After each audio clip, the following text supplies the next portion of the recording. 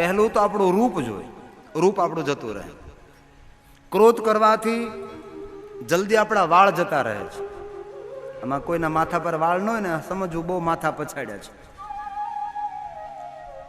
ક્રોધી માણસની રોગ પ્રતિકારક શક્તિ ઘટી જાય છે. ક્રોધ કરીએ ત્યારે લોહીનું પાણી બની જાય છે. ક્રોધ કરવાથી કદમ કદમ પર દુશ્મનો ઊભા થાય છે. ક્રોધ કરવાથી કરેલા કાર્યો બધા જ પાણી થઈ જાય છે. તેથી મારા વહાલા યુવાન ભાઈઓ બહેનોને સૌને મારી પ્રાર્થના, કારણ વગર ક્રોધ કરવો એ મોટી મૂર્ખતા છે. નાની નાની વાતોમાં મોટા મોટા ક્રોધ. અમુક માણસો તો બોલાવા ન થાય, એટલો સ્વભાવ ગરમ હોય, એટલો સ્વભાવ, એનું બસ ખબર નહીં તાળું તપતું જ હોય અને ચાની તપેલ મેં કોઈ ચાય ઉભરે નીચે પડી જાય, એટલો તો ગરમ થતો હોય. શા માટે? ક્રોધ કરવાથી કોઈ કામ આપણા સુધર્યા નથી. નિર્બળ મનની નિશાની એ ક્રોધ છે. તમારે જો આમ જે ટોટા માણસ હોય ને ક્રોધી બહુ હોય. જેમ હેરીમાં ખહુરિયું રાટો કૂતરું હોય ને ક્રોધી બહુ હોય. રૂષ્ટપુષ્ટ મોટો રભા જેવો કૂતરો બેઠો હોય ને એ ઉંકારો ન કરે, પણ પેલું ખહરિયું થયેલું કરે.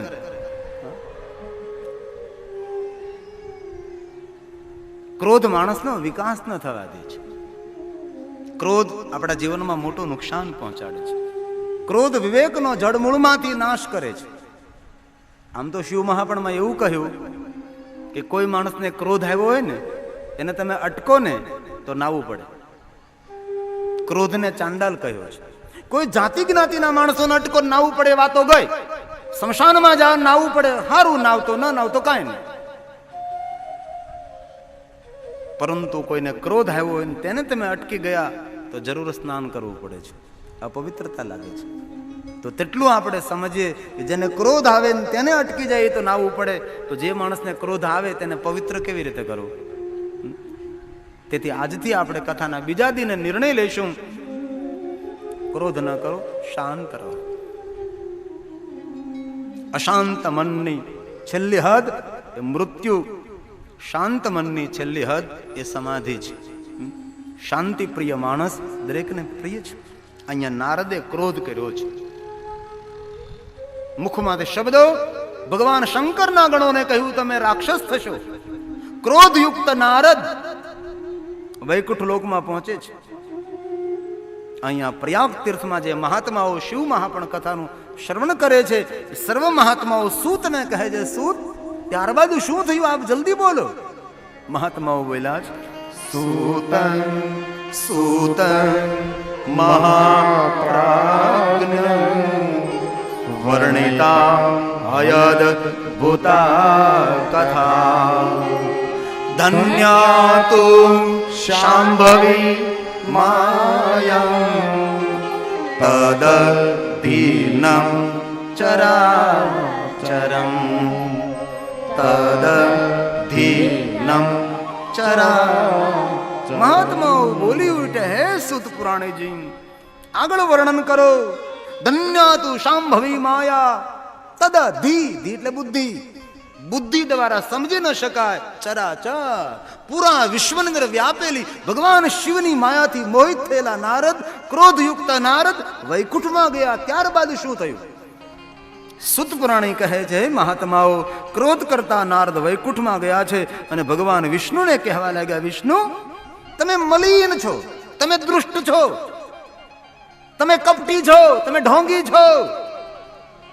કેવો નારદ તપસ્વી દેવ અને ઋષિઓ જેને શિવ સમાન ઉપમા આપી એ નારદના મુખમાંથી કેવા શબ્દો વિષ્ણુ માટે નીકળે છે?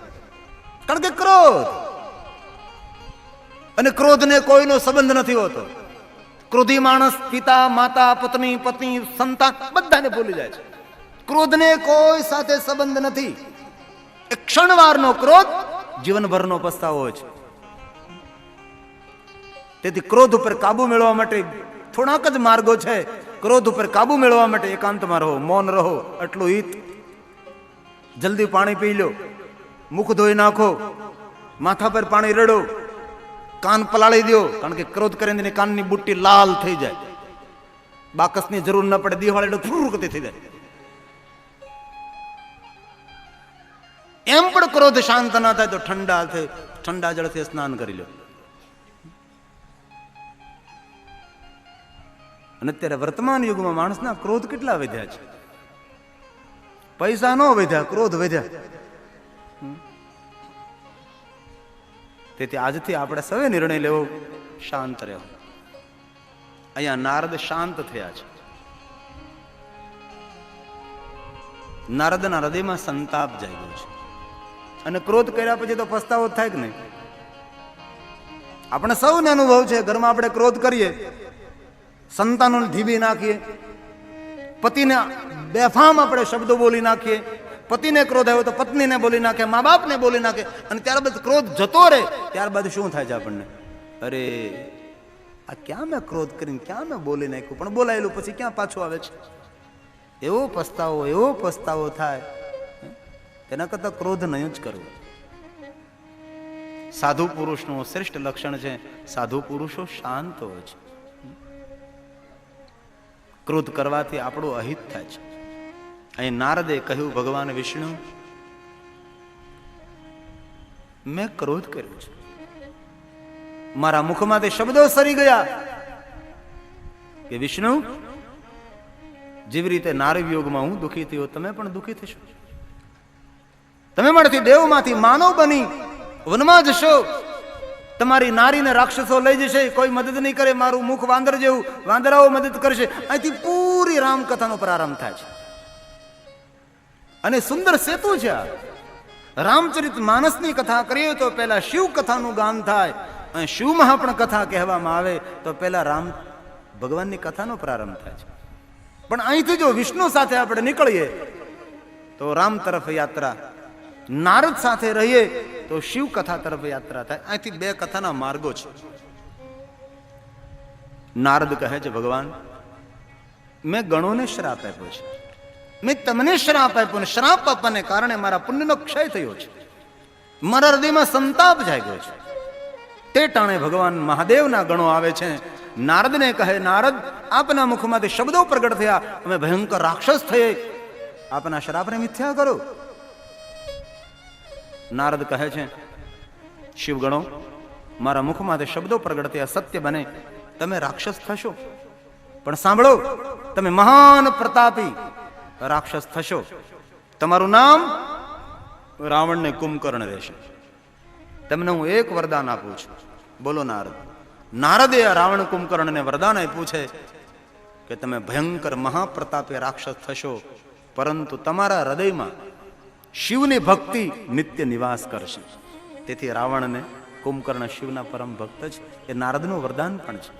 અને તમારું મંગલ કરવા માટે આ ભગવાન વિષ્ણુ ધરતી પર આવી રામ નામ રહેશે, અને તેમના હાથથી તમારું કલ્યાણ થશે. અને ભગવાનના આરતી દે થાય તેને મૃત્યુ ન કહેવાય, તેને તો કલ્યાણ જ કહેવાય છે. અહીંયા હવે આ નારદ ભગવાન વિષ્ણુને કહે છે, વિષ્ણુ, મારા હૃદયમાં સંતાપ જાગ્યો છે, વિશ્રામનો કોઈ માર્ગ દેખાડો. વિષ્ણુ ભગવાન કહે છે, હે નારદ, જ્યારે કોઈને શ્રાપ આપીએ ત્યારે આપણા પુણ્યનો ક્ષય થાય છે. તેથી સાધુ પુરુષોએ, ડાયા માણસોએ, ભગવત માણસોએ, પુણ્યવાન માણસોએ કોઈને શ્રાપ ના આપવો. જ્યારે આપણે આમ શ્રાપ આપીએ ત્યારે આપણું પુણ્ય જતું રહે છે. જેને શ્રાપ આપીએ તેનું તો અહિત થાય, પણ એ પહેલા આપણું અહિત થાય છે. તેથી કથામાં બેઠેલા મારા ભાઈઓ બહેનોને મારી બહુ પ્રાર્થના, થોડું દુઃખ ભોગવી લેવું, થોડું અપમાન સહન કરી લેવું, થોડીક વેદનાઓ સહન કરી લેવી, પણ કોઈને શ્રાપ ના આપવો. કોઈ વિદ્વાન, કોઈ જ્ઞાની, કોઈ તપસ્વી, કોઈ પુણ્યવાન પુરુષ, કોઈ સતી નારી જ્યારે કોઈને શ્રાપ આપે છે ત્યારે શ્રાપ લાગે છે અને અહિત થાય છે. પરંતુ જેને રોજ સવારમાં ઉઠીને જ શ્રાપ આપવાની આદત હોય એનો શ્રાપ લાગે પણ નહીં. આખા દુનિયામાં ઘણા માણસો ઉઠીને બીજું કામ શ્રાપ જ આપે છે. બીજાને તો આપતી આપે, પહેલા પોતાની સાસુને જ આપે, જાય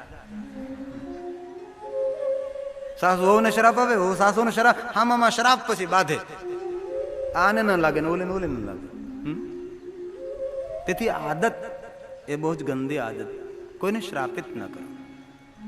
અહીંયા ભગવાન વિષ્ણુ નારદને આ વાત બહુ સુંદર રીતે સમજાવે.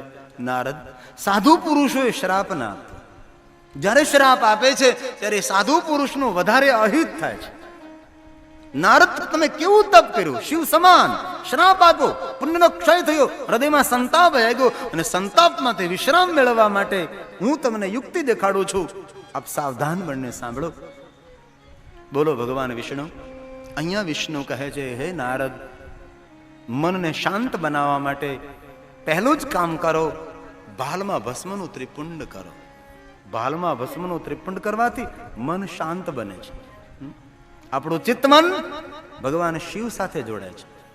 અહીંયા ભગવાન વિષ્ણુ નારદને કહે છે, ના શ્લોક વિષ્ણુ ભગવાનના મુખમાંથી પ્રગટ થયેલો છે, પવિત્ર શબ્દો છે, આપ સાંભળો. આપાદ મસ્તકમ સામ્યમ ભસ્મ નવદુલ્ય સાદર. આદરપૂર્વક ભાલમાં ભસ્મનું ત્રિપુંડ કરો. નારદ, તમારું મન શાંત થશે. અને તમારે જો ભગવાનની પૂજા કરવા બેસો ને, જ્યારે કોરા કપાળથી બેસો તો એટલું બધું પરમાત્મામાં મન આપણું નહીં જોડે. પણ ભાલમાં ત્રિપુંડ કરી અથવા ચંદન કરીને આપ બેસો તો ભગવાન સાથે આપણું એકમેકતા થાય છે. તેથી અમારા પવિત્ર બ્રાહ્મણો જ્યારે ભગવાનની પૂજા કરાવે ને ત્યારે ભગવાનને ચાંદલો પહેલા નથી કરાવતા, જજમાનનું કપાળ આખું રંગી નાખે, આખું કપાળ. કારણ કે તેનું ચિત્તમન ભગવાનમાં લાગે. તેથી કા વિજ્ઞાન છે. કોઈ એમ કે ટીલા ટપકા કરવાથી ભગવાન ન મળે, મળે કે ન મળે, પણ ભગવાન સાથે જોડાણ તો આપણું રહે છે. ભગવાન સાથે આપણું અનુસંધાન રહે છે. માળા પહેરી હોય તો થોડુંક તો રોકે આપણને કે તારા ડોકમાં માળા, તું ધ્યાન રાખ ભાઈ, આવું ન બોલે, આમ ન કરાય, કપાળમાં તિલક કર્યું છે, કોઈને કડવા શબ્દો ન કરાય, કોઈને અહિત ન, આપણને રોકે છે. તેથી વિજ્ઞાન નથી, આ તો મહાવિજ્ઞાન છે. ભગવાન વિષ્ણુએ કહ્યું નારદને, નારદ, ભાલમાં ભસ્મનું ત્રિપુંડ કરો, પહેલી વાત. અને બીજી વાત, સર્વ શ્રુતિ શ્રુતમ શૈવમ મંત્ર જપ ષડક્ષર. તમે ષડક્ષર મંત્રનો જાપ કરો. કયો ષડક્ષર મંત્ર? તો કહ્યું ઓમ નમઃ શિવાય. આ ષડક્ષર મંત્ર છે. ભગવાન વિષ્ણુ નારદને ઓમ નમઃ શિવાય મંત્રના જાપ કરવાનું કહે છે. સર્વ શ્રુતિ શ્રુતમ શૈવમ, જે મંત્રનો મહિમા દેવ ગાય, વેદ ગાય, જે મંત્ર શંકર ભગવાનનો છે તે ષડક્ષર મંત્રનો જપ કરો નારદ. તમે ઓમ નમઃ શિવાય મંત્રનો જાપ કરો નારદ. જે મંત્ર શાંતિ પ્રદાન કરે છે, માનવને સિદ્ધિ સમૃદ્ધિ આપે છે, આ ભાવને પરભાવ સાર્થક કરે છે, એવો શ્રેષ્ઠ મંત્ર આ જગતનો કોઈ હોય તો તે મંત્ર છે ઓમ નમઃ શિવાય. અહીંયા ભગવાન વિષ્ણુ નારદને ઓમ નમઃ શિવાય મંત્રના જાપ કરવાનું કહે છે.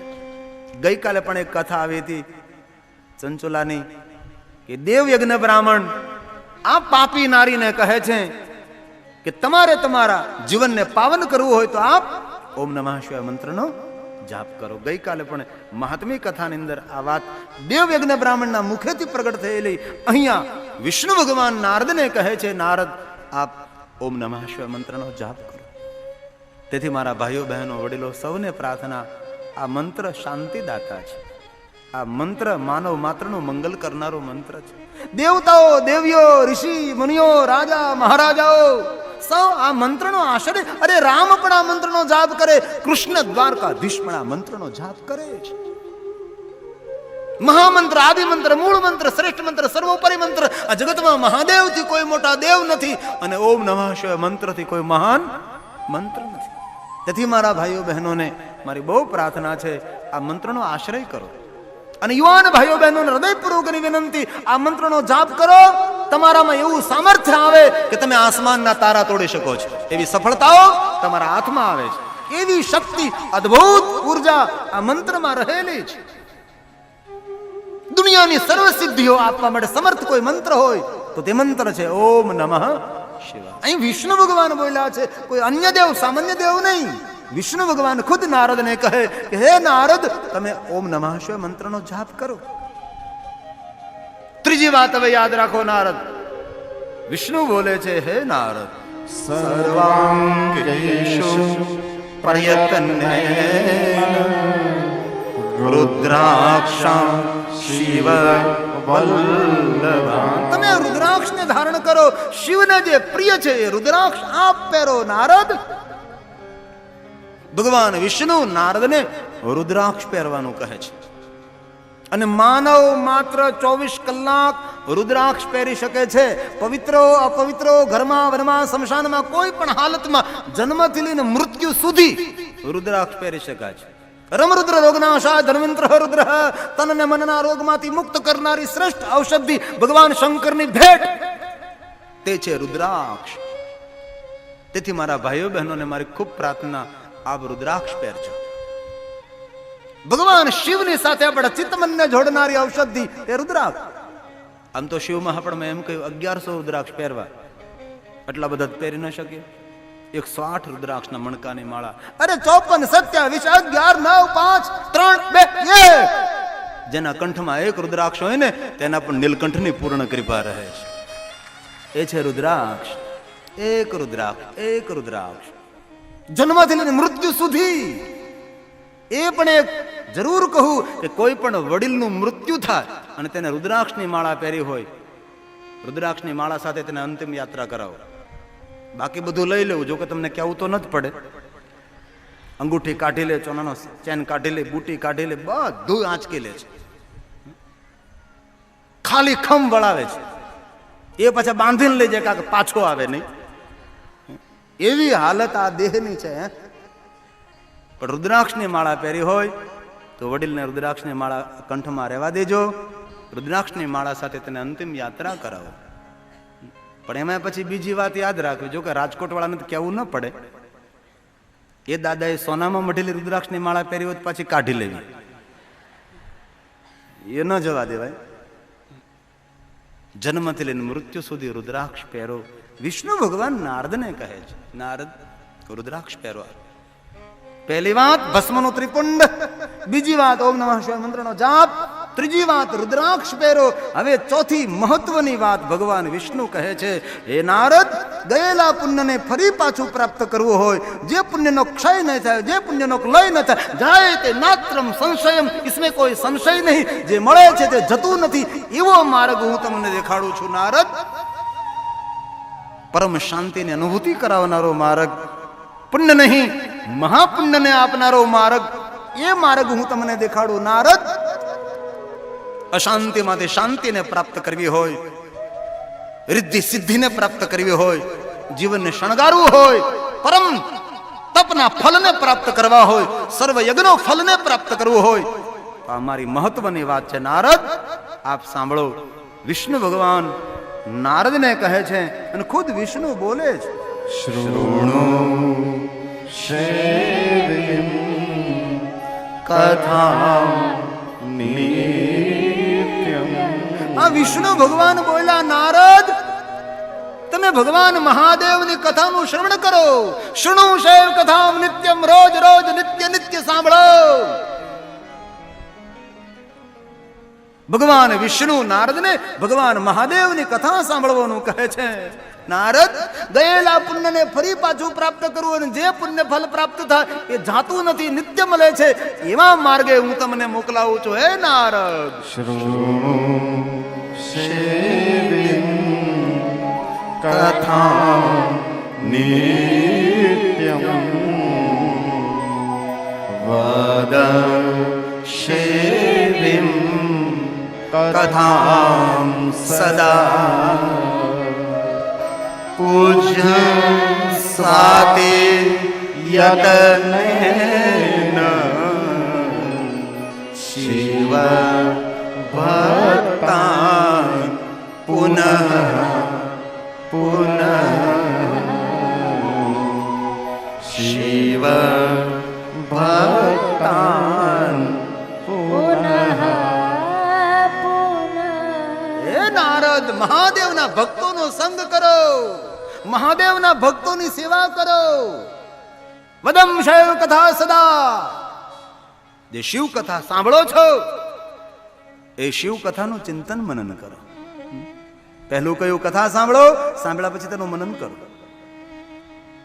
શિવ મહાપુરાણમાં 9 પ્રકારની ભક્તિમાં 3 પ્રધાન કહી છે. સાંભળવું એ પહેલી ભક્તિ છે, અને સારું સાંભળવાની આદત એ માણસનો શ્રેષ્ઠ સદગુણ છે. તમને સારી વાત સાંભળવી ગમે, ભગવાનની કથા સાંભળવી ગમે, તો સમજો તમે ભગવાનની બહુ નિકટ છો.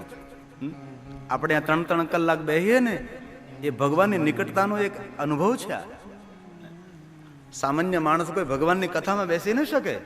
શિવ મહાપણમાં એમ કહ્યું, એક જન્મ નહીં કોટી જન્મોના જ્યારે પુણ્ય ભેગા થાય ત્યારે શિવ કથા સાંભળવાનો ખાલી વિચાર પ્રગટ થાય છે. આ કરોડો જન્મના પુણ્યનું ફલ નથી, અગણિત જન્મોનું પુણ્યનું ફલ આ ભગવાનની કથામાં તમે 3 કલાક બેસો, અગણિત જન્મોનું આ પુણ્ય ફલ છે. આ બાકી અહીંયા આવવાનો વિચાર એ ન આવે. ઘરે જ નક્કી કર્યું કે હાલ જાવું, ત્યાં રસ્તામાં કોક રોકી લે, હાલની વાડી આંટો મારતા આવી, ત્યાં પંચર પડે તો આંચ પડી જાય. આ બહુ ભાગ્યવાન છે. અહીંયા ભગવાન વિષ્ણુ કહે છે, નારદ સાંભળો તમે, પહેલી ભક્તિ શ્રોત્રેણ શ્રવણમ તસ્ય. સારું સાંભળવું, ભગવાનની કથા સાંભળવી, કોઈની સારી વાત સાંભળવી, સારા શબ્દો સાંભળવા, કોઈની સફળતાની વાત સાંભળવી શ્રેષ્ઠ સદગુણ છે. કોઈની ગંદી વાતો સાંભળવી, કોઈની નિંદા સાંભળવી, નહીં સાંભળવાનું સાંભળવું, એ દુર્જનતા છે, એ દુર્ગુણ છે. પહેલી ભક્તિ ભગવાનની કથા સાંભળો. વચસા કીર્તનમ વાણીથી કીર્તન કરો, મનસા મનનમ તસ્ય મહા સાધન મુચ્યતે. મહા સાધન મુચ્યતે. કોઈ સામાન્ય સાધન નહીં, મહાસાધન. કથા સાંભળો, કીર્તન કરો, મનન કરો. કથાનું સાંભળવાનું પુણ્ય ફલ કીર્તન કરવાથી મળે છે. જેમ શિવ પૂજા કે અન્ય દેવની પૂજાનું ફલ ભગવાનની આરતી કરવાથી મળે છે. તેથી જ્યારે ભગવાનની કથા સાંભળવા જાઓ ને, ત્યારે કીર્તન કરીને ઊભા થવું. એમાં જો આરતીનો લાભ મળી જાય, અહો ભાગ્ય આપણું. નારદ મહાદેવની કથાનું શ્રવણ કરો. અરે ભગવાન વિષ્ણુ મને કથા કોણ સંભળાવે? બ્રહ્મલોકમાં જાઓ, તમારા પિતા બ્રહ્માની પાસે. ભગવાન વિષ્ણુના કહેવાથી વૈકુંઠ છોડીને નારદ બ્રહ્મલોકમાં જાય, પોતાના પિતાને પ્રણામ કરે, સાષ્ટાંગ પ્રણામ, દંડવત પ્રણામ, પિતાની પરિક્રમા કરે છે, હાથ જોડીને કહે છે, હે પિતામહ બ્રહ્મા, મને ભગવાન મહાદેવની કથા સંભળાવો. બ્રહ્મા પોતાના આસન ઉપર ઉભા થાય, પોતાના પુત્ર નારદને પગે લાગે છે. નારદને સંશય થયો કે હે પિતા બ્રહ્મા, હું તમારો પુત્ર છું, તમે મારા પિતા છો, તમે પુત્રને શા માટે પ્રણામ કરો છો? ત્યારે બ્રહ્મા જે શબ્દો બોલે છે, અદ્ભુત શબ્દ બોલે. નારદ, આપ તો સંત છો, મુનિ છો, મહામુનિ છો, ભગવાનના ભક્ત છો, તપસ્વી છો. નારદ જ્ઞાની વિદ્વાન, આપ ભગવાનના પરમ ઉપાસક નારદ. તેથી હું તમને પ્રણામ નથી કરતો, પરંતુ હે નારદ, દુનિયાનો કોઈ પાપીમાં પાપી માણસ હોય, જેને જગતનું એક પણ પાપ ન છોડ્યું હોય, એવો પાપિયા માણસના મુખમાંથી શબ્દો નીકળે કે મારે શિવ કથા સાંભળવી છે, એ સમયે પાપીઓ પણ પ્રણામ કરવાને પાત્ર બની જાય, એ પાપી માણસ પણ વંદન કરવાને યોગ્ય બની જાય. નારદ, તમારા મુખમાંથી શબ્દો પ્રગટ થયા કે મારે મહાદેવની કથાનું શ્રવણ કરવું છે. તેથી નારદ, તમે મારા પુત્ર છો, પણ મારા માટે પ્રણામ કરવાને પાત્ર છો. નારદ બિરાજો, હું તમને ભગવાન મહાદેવની કથા કહું. હવે બ્રહ્મલોકની અંદર ભગવાન શંકરની કથાનો પ્રારંભ થાય. ખુદ બ્રહ્મા બોલે, બ્રહ્મન સાધુ પૃષ્ટો. હે સાધો, હે સાધો, કવયા વિભૂત સતમં લોકોપકારણામ નિત્યમ લોકાનામ હિત કામયા. લોકાનામ હિત જગતનું હિત કરવા માટે, માનવ માત્રનું કલ્યાણ કરવા માટે, લોક હિતાર્થ હું તમને ભગવાન મહાદેવની કથા કહું. નારદ સાંભળો, બ્રહ્મલોકમાં ભગવાન મહાદેવની કથાનો પ્રારંભ થાય છે. ખુદ બ્રહ્મા બોલે છે, હે નારદ, આપ સાંભળો. યચ્છુત્વા સર્વ લોકાનામ સર્વ પાપ ક્ષયો દુનિયાના બધા જ પાપનો ક્ષય કરનારી આ ભગવાનની કથા તદહં તે પ્રવક્ષ્યામિ શિવ તત્વં નામ અયં શિવ તત્વં નામ અયં માનવ માત્રનો મંગલ કરનારી, ભુવનના સર્વ પાપનો ક્ષય કરનારી એવી ભગવાન શંકરની કથા હું તમને કહું. શિવને યાદ કરી, શિવ તત્વ મયા નામ, તેનું નામ લઈને, એમને પોકારીને, એમને યાદ કરીને હું ભગવાન શિવની કથા કહું. શિવ તત્વ નામ અયમ. પરંતુ હે નારદ,